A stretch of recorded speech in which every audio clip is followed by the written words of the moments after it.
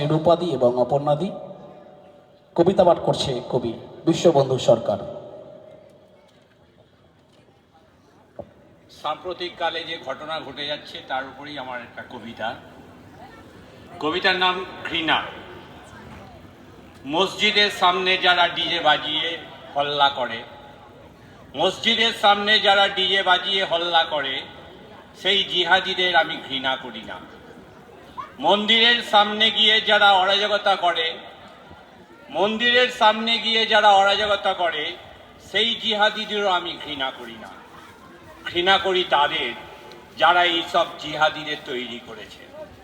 ঘৃণা করি তাদের যারা এটাকে জাস্টিফাই করছে।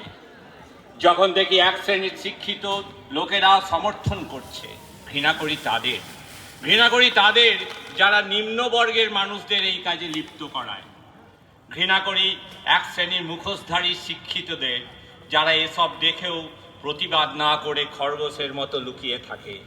ঘৃণা করি সেই সব রাজনৈতিক কারবারিদের যারা দাঙ্গা বাঁধাতে চায়।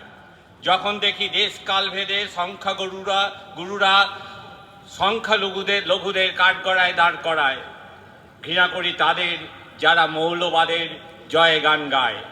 দাঙ্গায় স্বজন হারানো কান্না চাপা পড়ে যায়। ঘৃণা করি তাদের।